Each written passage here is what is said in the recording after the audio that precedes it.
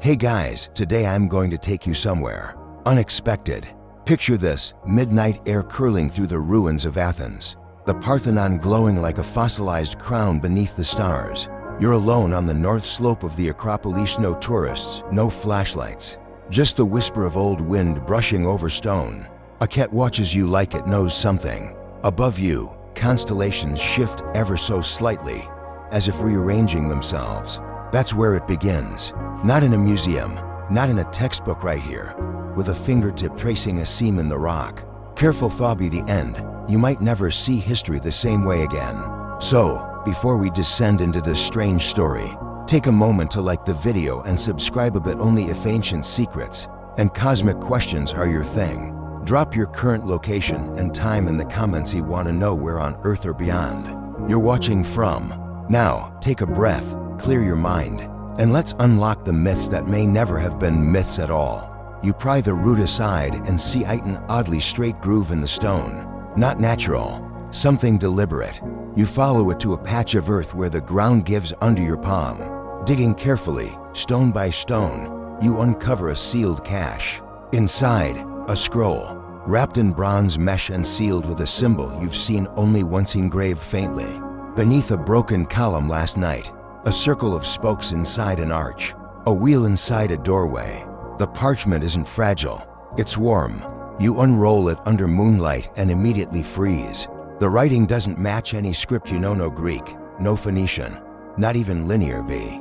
The lines curve like rivers bending through time, dotted with glyphs that pulse faintly, literally pulse. One symbol seems to shimmer as your gaze lingers on it, a kind of fractal spiral that makes your head ache if you look too long. And here's where things stop being metaphor, because you don't just read the scroll, you hear it, like humming glass, like pressure behind your eyes. Three-tone, a soft, deliberate play somewhere inside your skull. Low, high, and something else, something between. They vibrate in your chest. Your phone buzzes, no notifications, just a spike of static, a glitch. Then silence.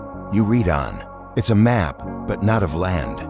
It depicts a ritual, not for summoning gods, but for remembering where they went. There's an alignment drawn between the Acropolis, Delphi, and the island of Delos, along with a fourth point lost to erosion, now only labeled as the Harmonic Pillar. Historians still argue whether such a structure ever existed, or if it's a metaphor for spiritual connection. But this scroll isn't poetic, it's exact. The scroll describes early humans being tuned to frequency Ezran keys that allowed them to perceive and receive information not from dreams or gods, but from the sky. The word used isn't heaven, it's the veil. And here's where it gets stranger. According to the scroll, these resonances were taught, not discovered. Taught by tall beings whose faces could not be remembered, and who never walk had they floated. Remember that shimmering glyph? It appears again and again near the names of places, almost like a maker's mark, a cosmic copyright. You step back from the scroll, feeling an odd pressure building in your ears, like altitude sickness in reverse. You're not ascending, but something inside you is. You glance up at the stars. One of them twitches, just a flicker, enough to make you question whether it was ever a star at all. And then, without warning, the ground hums. Not quakes, not trembles, hums, a low vibration underfoot that syncs with your breath. You whisper the tones aloud, and the scroll responds. The symbols brighten subtly, briefly like embers catching breath, and one final image rises from the parchment, not written but embedded in the texture like a watermark suddenly revealed. It's the wheel again, now surrounded by 6 smaller glyphs. One of them, if you squint, looks suspiciously like a stylized spacecraft. Or maybe that's just your brain making shapes. It wouldn't be the first time humanity mistook alien memory for myth. As dawn approaches, the scroll dims. Whatever light was in it fades, as though it too obeys the cycle of day and dark. You roll it up and slide it into your pack, heart racing. Because here's the thing, we've always known the myths of Prometheus bringing fire, or Athena birthing ideas from a god's skull. But what if those were not myths at all? What if they were memories, passed down imperfectly, warped by time, but always humming beneath the surface of ritual and stone? What if the scroll you're holding isn't just a relic? What if it's an invitation? And what if someone or something is waiting for you to reply? You leave the slope with dirt under your nails and stars behind your eyes. Somewhere beneath the city, ancient tunnels murmur. Somewhere deep in the sky, something stirs. You're not just a visitor anymore. You're a witness. You don't go back to your hotel. Not yet. Instead, you find yourself wandering the cobbled alleys behind the Roman Agora, tracing ancient stones with fingertips that still vibrate from the scroll's tones. The light's wrong, it's morning, but it feels like dusk. The world is quieter, like it's holding its breath. As you duck behind an old olive press, you nearly trip over someone. Except it's not someone. It's not quite something either. It's small, child-sized, but wrong in ways that twist your instinct.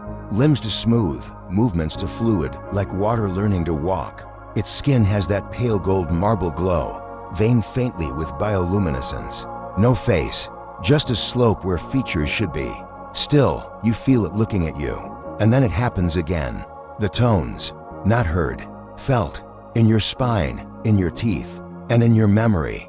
This time, the memory's not yours, it's theirs. Stone cities being built in rhythm with stars. Choirs of humans, and others these golden beings standing side by side on scaffolds of light, arranging stone blocks with impossible precision.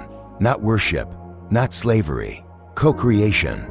You see the harmonic pillar again, a tall spire, floating, resonating like a tuning fork. Beneath it, a map etched in the sand. You recognize it now. It's Earth, but distorted almost as if drawn from space, before tectonics took their current shape. Then the memory ends. The being tilts its head and vanishes. You're alone again, clutching a reality that doesn't fit in your pocket. By mid-afternoon, you're back at the Acropolis, standing near the Erechtheion. Crowds move around you, oblivious. Phones out, selfies in front of gods no one really remembers. But under scaffolding and weathered plaques, you find it, a drum-shaped object buried beneath centuries of apathy. It hums when you pass. You freeze. It's not your imagination. The tone is exact low, then high. You whisper the third note.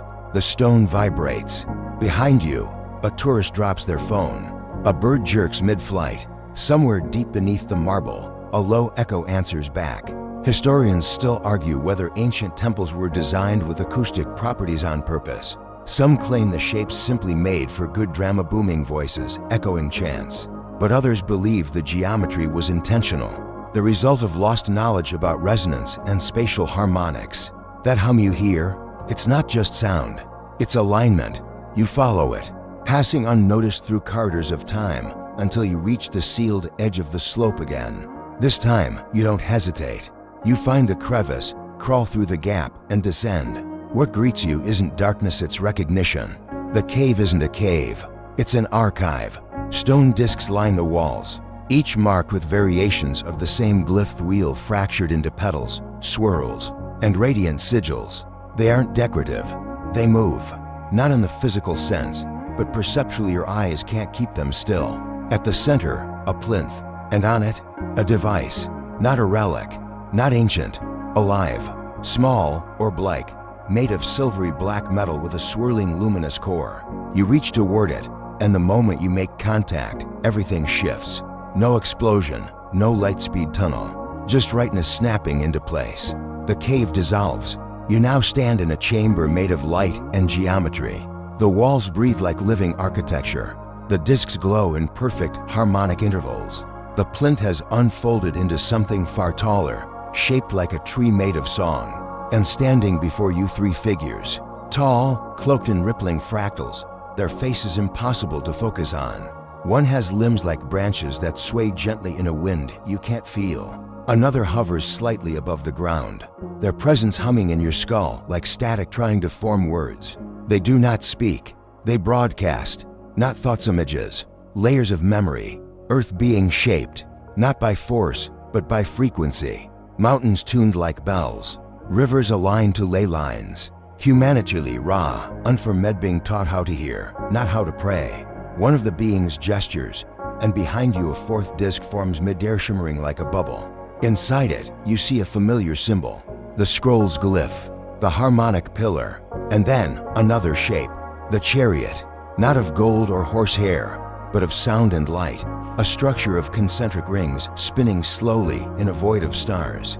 not flying, resonating. It doesn't travel, it harmonizes with where it wants to be. This is not mythology. This is mechanics. These beings, not gods, not demons, conductors. They play the instrument we call time. And Earth, it's one of their finest symphonies. Until it went silent, the tones were lost, the alignments buried, the myths mistranslated. And now, we stumble through the ruins, selfies and souvenirs, unaware we're humming the wrong key. But something's changing. The glyphs return, the tones wake, and the veil, it's thinning. The beings don't ask you to understand, only to remember. And then, like breath, everything fades. You're back in the cave. The orb is gone, but the hum remains. And deep in your chest, a fourth note stirs, unspoken, unplayed, but waiting. You scramble out into daylight. The sky seems brighter, or closer, maybe both. You walk the streets of Athens with dust in your hair and music in your bones. No one notices, but something does. From a rooftop, a tall figure watches. No eyes, still watching. You blink and it's gone. And that's when you know, the scroll didn't reveal a mystery. It unlocked a memory. And now you're humming the key. The sun dips low over the Acropolis, casting long shadows that stretch like fingers across the marble stones. You sit again on your balcony, same view, same chipped chair, but you're not the same. Something hums just beyond your hearing, a fourth tone, faint and rising. It's not tinnitus, it's memory trying to reassemble itself. You scroll back through the photos on your phone, temples, stones, that strange pattern etched into the wall below the Erechtheion. You hadn't noticed it before, but now it pulses subtly in the image, like a dormant glyph waiting for someone to see it. That's when it hits you. You weren't supposed to find the scroll. You were supposed to resonate with it. And apparently, you did. Because now, strange things ripple across your perception like wrinkles in a fabric just beginning to lift. Streetlights flicker in sync with the tones you whistle under your breath. Pigeons scatter as if reacting to invisible ripples. And every once in a while, you catch a figure in the crowd who isn't quite anchored. Long limbs to smooth, eyes to still, expressions that read more like responses than emotions. You're starting to suspect you're not alone in this city anymore. Here's the part the museums don't mention. There's a cave beneath the Acropolis that predates any known cult, any myth of Athena, any recordable human settlement. It's mentioned in whispers in Plato's less famous dialogues, in pre-Hellenic oral histories, in the cracked corner of an undeciphered linear B tablet. Some say it was a place of judgment. Others say it was a listening chamber, a resonant gateway, a gate that only opens with sound. It was never about the gods. The gods were interpretations, layers of metaphor built over memories we didn't know how to hold. Because no one tells you this at the Parthenon's gift shop, Earth isn't the cradle of humanity. It's the instrument. And long before we thought to build temples, others came to teach us how to play it. The scroll, one you found by chance, remember, wasn't a message to be read. It was a trigger, a tuning fork wrapped in story. And it's still working, even now. You hum the tones without meaning to. You align with frequencies that shift the world around you. And the world responds. You return to the cave one last time. Not crawling this time. Walking. Confident. As if the rock remembers your gait. Inside, the glyphs glow softly. The plinth remains, but the orb's original catalyst is still gone. In its place, a circle of discs, now fully active. They float above the stone, rotating slowly, each pulsing with one of the tones. You place your hand on the air between them. It sings. No, not a song. A question. And you answer. Not with words, with memory. You recall the chamber of light, the conductors, the chariot. The tones surge. The walls vibrate. And then, there it is. The craft, hovering just above the floor. The same structure of black gold and hums. A circle within circles. Not mechanical. Organic. An interface made of intention. Every ring rotates independently, forming impossible geometries. It doesn't have a door. It recognizes you, and you step inside.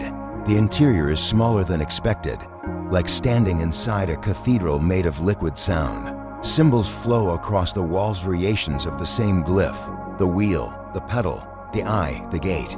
They rearrange themselves as you watch. Somewhere inside the ship, something tunes to you. The tones begin again, this time full harmony. And with that, you see it, Earth not as a planet, but as a score. Mountain ranges as chords, river systems like staves, cities vibrating in dissonance or harmony. You see the past, floating architects placing obelisks along ley lines, conductors guiding stone into place like hands shaping clay. You see the fall when the resonance was lost, when humans mistook teachers for gods, tones for prayers, harmonics for commandments. And you see now the return, because it was never about technology, never about contact. It was always about memory. The craft doesn't move, it shifts.